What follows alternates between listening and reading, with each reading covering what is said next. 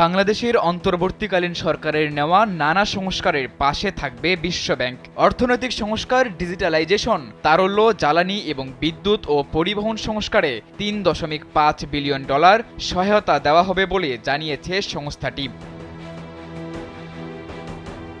বুধবার নিউ ইয়র্কে বিশ্বব্যাংকের প্রেসিডেন্ট অজয় বাঙ্গার সাথে অন্তর্বর্তী সরকারের প্রধান উপদেষ্টা ডক্টর মোহাম্মদ ইউনুস সাক্ষাৎ করেন। অন্তর্বর্তী সরকারের নেওয়া নানা সংস্কার উদ্যোগকে সমর্থন করে বাংলাদেশকে $3.5 বিলিয়ন ঋণ সহায়তা দেবেন বলে জানান বিশ্বব্যাংক প্রেসিডেন্ট।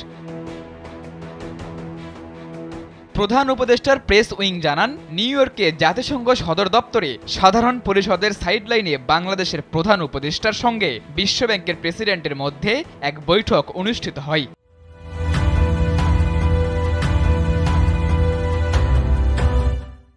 সরকার যে ব্যাপক পরিসরে সংস্কার শুরু করেছে তার জন্য বিশ্বব্যাংকের কাছে সহায়তা চান এবং বিশ্বব্যাংকে তার ঋণদান কর্মসূচি সম্পর্কে সৃজনশীল হতে বলেন ডক্টর ইউনুস।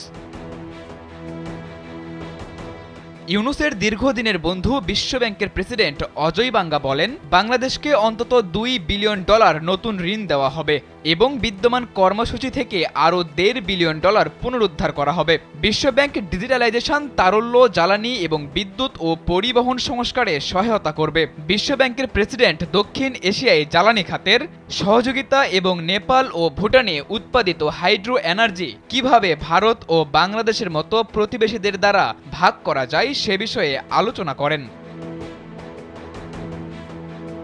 এর আগে জাতিসংঘ সদর দপ্তরে প্রধান উপদেষ্টা ডক্টর মোহাম্মদ ইউনুসের সঙ্গে সৌজন্য সাক্ষাৎ করেন পাকিস্তানের প্রধানমন্ত্রী শেহবাজ শরীফ।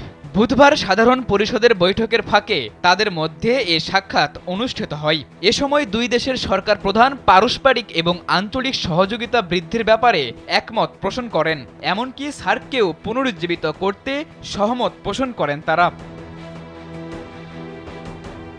পাকিস্তানের প্রধানমন্ত্রী বলেন, বিভিন্ন ক্ষেত্রে পারস্পরিক সহযোগিতা বাড়াতে বাংলাদেশ ও পাকিস্তানের উচিত নিজেদের সম্পর্কের ক্ষেত্রে একটি নতুন অধ্যায়ের উন্মোচন করা। তিনি বলেন, এখন সময় এসেছে দুই দেশের সম্পর্ক পুনরুজ্জীবিত করা এবং এটি খুবই জরুরি। বাংলাদেশের টেক্সটাইল ও চামড়া খাতে বিনিয়োগের আগ্রহ প্রকাশ করেন তিনি এবং প্রধান উপদেষ্টা ডক্টর মোহাম্মদ ইউনুস দুই দেশের মধ্যে যুব কর্মসূচি বিনিময়ের প্রস্তাব দেন।